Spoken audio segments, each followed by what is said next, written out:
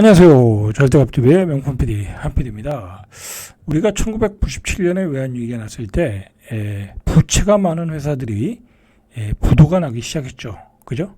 근데 그 부도가 나기 시작한 것은 환율이 급등하면서 이제 이자 부담이 생기고 금리가 올라가고 그죠? 외화가 바닥나고 그러면서 국가 부도로 이어진 거죠.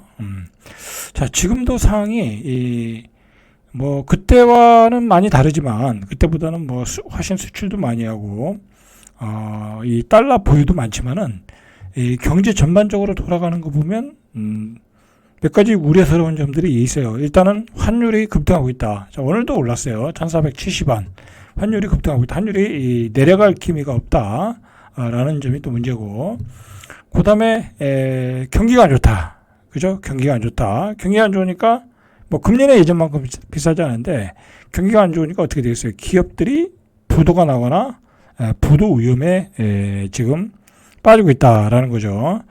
자, 그때 외환위기 때는 대기업들이 다 무너졌어요. 대기업들이, 그죠? 한보부터 해가지고 대기업들이 무너졌는데 지금은 대기업은 잘 버티고 있어요. 한동안 롯데가 위험했었죠. 그죠? 롯데가 부도가 난다라고 했는데 롯데는 잘 넘어갔어요. 뭐 워낙 자산이 많은 회사니까 지금까지 잘 넘어갔는데, 지금 우리로 보면은 중견 건설사들, 그죠? 뭐 다른 것보다는 중견 건설사들이 많이 무너지기 시작하는 것 같아요. 그런 점에서 굉장히 우려가 되고 있어요. 뒤에서 이야기하겠지만 이 건설사들이 무너지는 이유는 뭐냐면요. 속된 말로 옛날에 경기가 좋을 때, 그죠? 경기가 좋을 때는 막 뻥튀기 해가지고 막 팔아먹은 거야. 그죠? 뭐, 굳이 필요도 없는 아파트를 투자로 사고, 그죠? 지방에 있는 아파트. 필요도 없는 뭐 개발을 해가지고 상가 다 팔아먹고, 그죠? 뭐, 건설이라는 것도 그런 거예요. 필요도 없는 과잉 상품을 팔아먹는 거야, 건설사들도. 근데 그게 경기가 좋을 때, 그죠? 뭐, 자기네들 가지고 있는 신문사에서 펌프질 해가지고, 그래가지고 다 팔아먹는 거 아니에요? 그죠? 그리고 금리가 저렴할 때 그렇게 다 팔아먹는데, 근데 지금은 뭐랄까 살 여력도 없고, 그죠? 뭐 그동안 너무 많이 사가지고 다 빚을 너무 많이 져가지고 살 여력도 없고, 그죠? 여력도 없고. 자, 그러다 보니까 미분양이 속출하겠죠. 그리고 이 건설이 이루어지지 않아. 그러니까 호황기 때의 그 회사 인력 구조, 그리고 뭐 인원, 자, 그걸 가지고 운영하려고 하니까 그게 운영이 되겠어요? 그죠? 불경기에 뭐 시공도 못하고 팔리지도 않고, 그러니까 이렇게 부도가 나기 시작하는 거야. 자, 이제는 오늘 보니까 시공 58이, 그죠? 신동아 건설, 신동아 파밀리에라고, 이거 유명한 브랜드예요. 유명한, 세종에도 많이 셨는데 이 회사가 오늘 법정관리, 그죠? 부도 신청하는 거죠. 그죠? 법정관리를 신청한 거야. 부도가 난 거죠. 60억이 부도가 났다고 그래요. 자, 이런 회사들도 보면은 안 되는 사업장을 막 벌린 거야. 그죠? 근데 뭐 되는 사업장만 벌리면 그 많은 건설회사가 다 어떻게 먹고 살겠어요. 안 되는 사업장도 벌렸는데 다 불경기에 다 부도를 맞고 있다라는 거야. 자, 그러면 앞으로도 많은 회사들이 부도가 나겠죠? 그죠? 그렇게 날 가능성이 많아요, 지금 분위기로 봐서는 그래요. 자, 이 회사는 2019년에 워크아웃을 졸업한 회사야. 근데 5년 만에 또 부도야. 그죠? 5년 만에 또 부도다.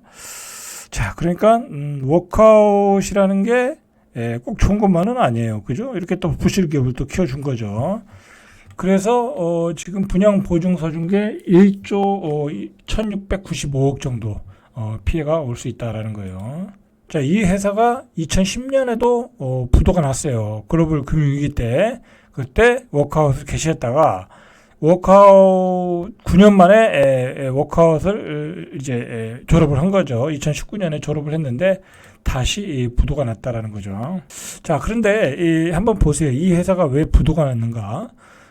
진주시에 있는 신진주 역세권 파밀리의 피아체와 뭐 경기도 의정부용 주상복합, 뭐 그리고 뭐 또 있었어요. PF가 있었는데, 뭐 진주시에서 무슨 뭐 PF를 일으켜 가지고 뭐 사업이 되겠어요? 안 되겠죠. 그죠? 사업은 다 땅 구입을 하고 이자는 나가고 뭐 분양은 안 되고 그죠? 돈이 꼬일 수밖에 없죠. 자, 의정부역 주상복합. 의정부 같은 데도 부동산 경기가 좋을 때나 이게 집이 팔리지. 그리고 이 분양가가 너무 올랐기 때문에 주변보다 너무 비싸기 때문에 마진이 없어. 그죠?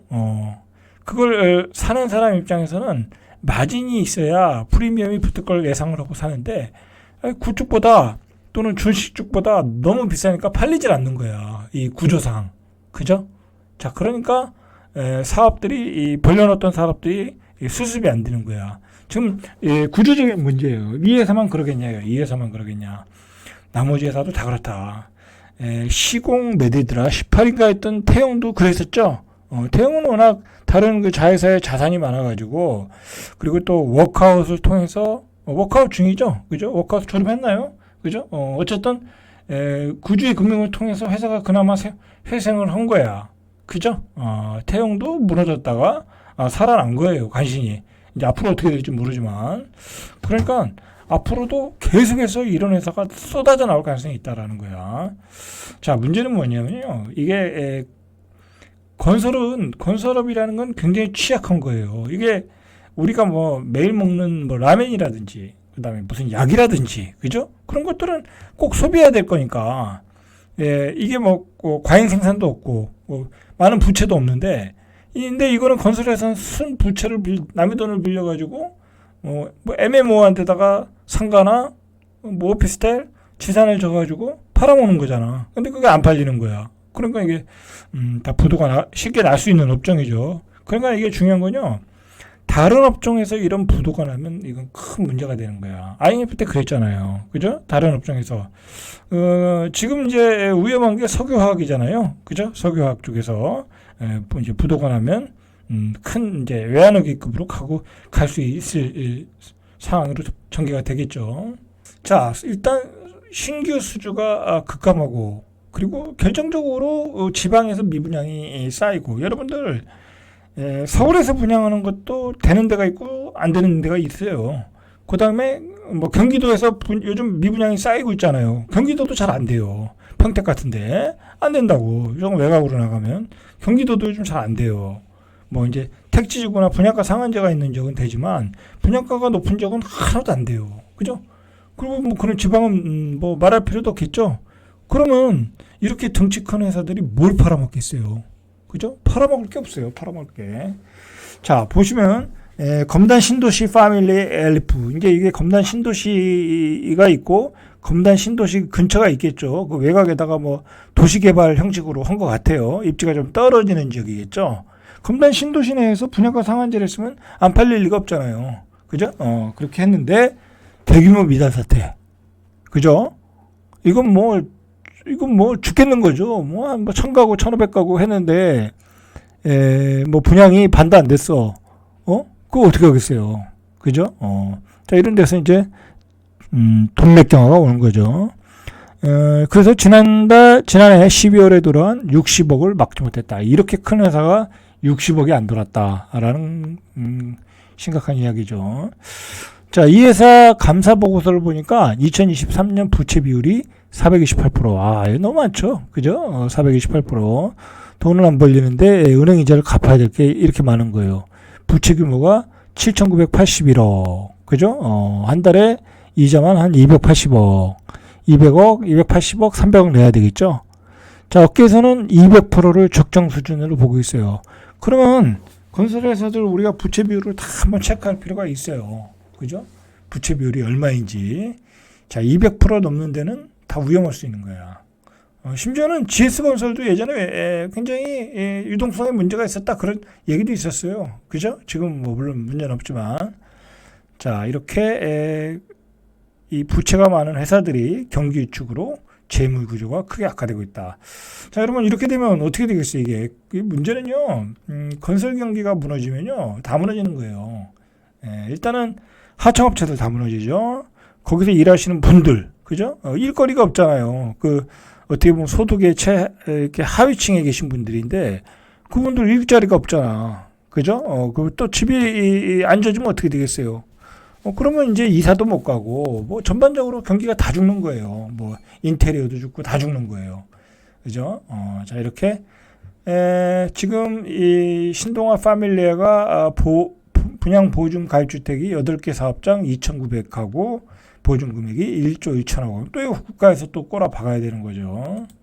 자, 건설업계는 태양건설. 자, 이후 진정했던 뭐 지방에서 이제 부도도 좀 있었는데 다시 심해질 우려가 있다고 보고 있어요. 특히 이제 신동아 건설 같은 경우에는 공동 시공이 많거든요. 그러면 공동 시공하다 보면 같은 그 지방의 중견 건설사들이 있거든요. 그럼 같이 부도가 나는 거예요. 같이 부도가 날 가능성이 있는 거예요. 자, 굉장히 위험한 상황으로 지금 가고 있다. 지난해 부도가 난 건설업체가 모두가 30곳, 2019년 이후 최대치, 2021년에는 9곳, 그죠? 점점 늘어나고 있죠. 올해는 더 심하겠죠. 올해는 굉장히 더 심할 가능성이 많아요. 뭐 그렇다고 정부가 뭐 계속해서 뭐 돈을 지원해 줄 수는 없죠. 워크아웃을 들어가면 모를까. 그죠? 21년에 12곳 부도, 22년에 14곳, 23년에 21곳, 24년에 30곳, 25년에 한 40곳 되겠죠.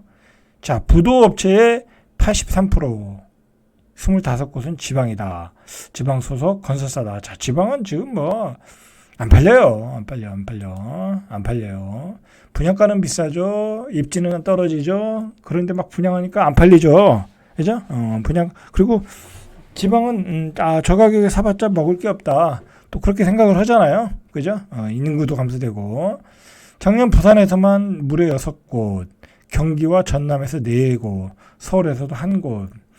자, 이제 부도의 도미노가 시작됐다. 라고 보시면 돼요. 자, 이 원인이 뭐냐면요. 이게 간단해요. 이거 보세요. 우리나라 25개 건설사가 올해 이게 이제 24년도죠. 14만 6천 가구를 분양했대요. 그러니까 이게 이제 매출이잖아요. 매출. 근데 2016년 이후 평균 27만 가구를 공급했다는 거야. 그 얘기는 매출이 27만 가구에서 14만 가구 반토막 났다라는 거야. 그죠? 그러면 어떻게 되겠어요? 건설사가 돈이 안 드는 거야. 자, 이 정도 수준이 얼마냐면 2010년도 한참 경기가 안 좋았을 때 17만 가구였대. 그것만도 못하다. 왜 줄었겠어요? 분양이 안 되니까. 그리고 고분양가니까. 그죠? 자, 이렇게 일반적인 분양 숫자도 들었고요. 시공 능력 상위 10개사 중 6곳이, 그러니까 10개 건설사 중, 10위 안에 드는 10개 건설사 중 6곳이 예년보다 분양 계획을 축소했다. 그죠? 업계 선두인 현대건설이 매년 2만 가구 이상 쏟아내던, 근데 뭐 반 정도밖에 쏟아내던 GS건설의 물량도 1만 가구, 이렇게 반으로 줄어들었다는 얘기예요, 지금. 현대건설, GS건설도.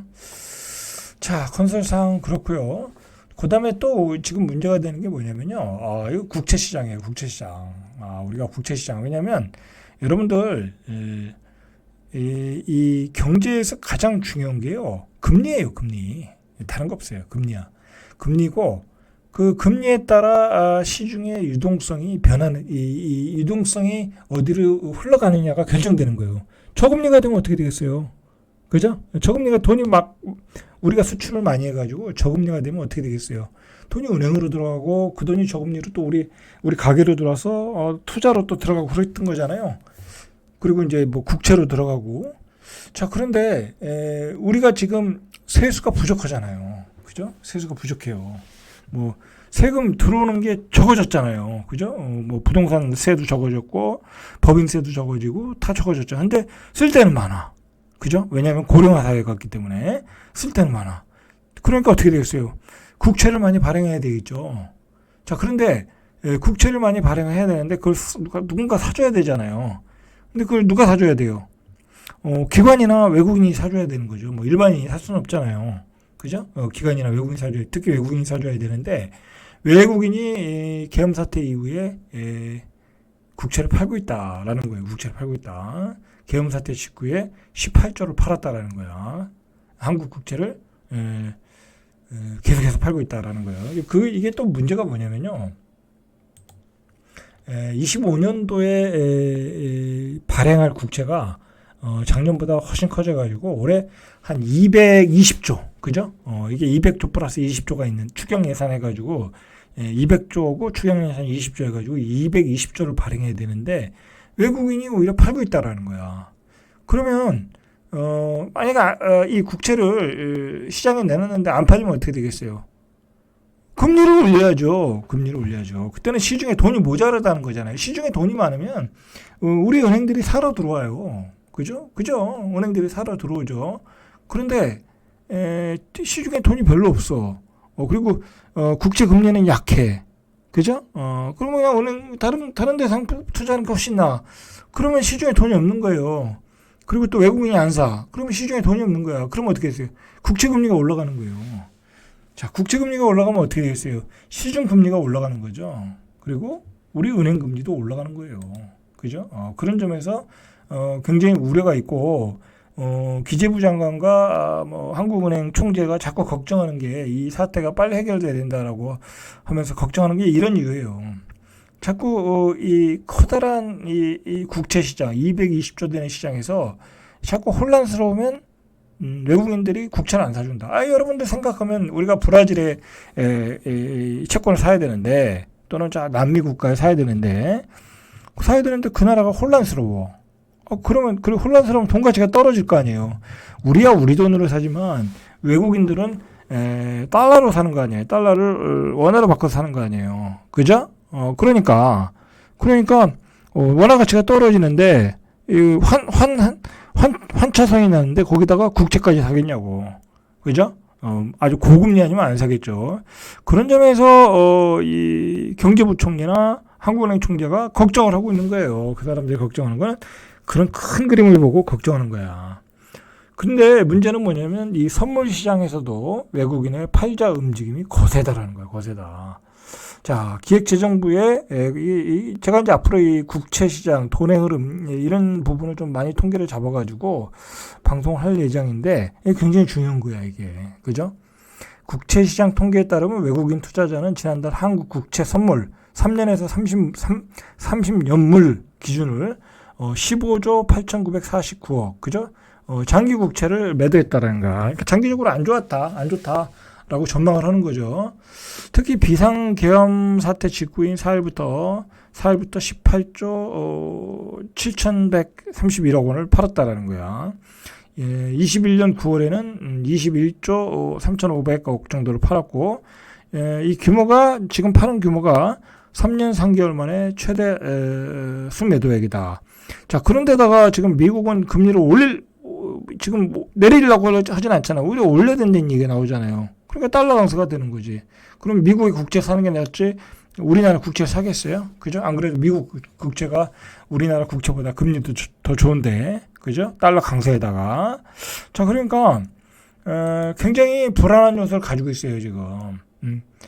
우리 국채를 소화를 못 해주면 금리가 올라갈 수 있다. 그래서 제가 여러분들한테 뭐라고 그랬어요. 25년에는 빚을 갚는데 주력해라. 투자하지 말고. 투자하면 작살난다. 그죠? 특히 빚내서 투자하면 작살난다. 그래서 계속해서 빚을 갚아라. 저도 계속해서 빚을 갚고 있잖아요. 그죠? 자, 올해 기재부의 25년 국채 발행 계획이 197조 6천억이라는 거야. 자, 그래서 추경까지 합치면 한 220조. 그죠? 이게 문제예요. 이걸 사주면 상관없는데 지금 사주기가 어려운 환경이다. 그죠? 우리 금리는 자꾸 떨어지고 있고, 미국 금리는, 미국 국채는 우리보다 훨씬 높고, 그죠? 우리 시장이 빠져나갈 기미를 보이잖아요. 그러니까 지금 외국인들이 우리 국채를 팔고 미국 국채를 사는 게 낫겠죠. 그죠? 자, 결과적으로 이 국채가 소화가 안 되면 시장 금리는 상승한다. 지금 우리가 빚을 많이 내서 집을 많이 샀잖아요. 그죠? 고분양가에. 엄청난 고분양가에 샀죠. 뭐 5억, 6억씩 빚 냈잖아요. 우리가 금리는 떨어질 거라고 예상하고 샀는데 오히려 시장 금리는 올라갈 가능성이 있다. 그런데다가 지금 환율이 지금 원화 가치가 떨어지고 있잖아요. 환율이 폭등하고 있는 거죠. 그러면 이 시장 금리가 내려갈 수가 없어요. 물가 폭등하기 때문에. 물가 폭등하죠. 시장 금리 올라가죠. 그죠? 상황은 안 좋아질 수밖에 없어요, 지금. 자, 이런 상황을 아시고 대비를 철저히 하시기 바랍니다. 절대값TV의 명품 PD, 한 PD였습니다.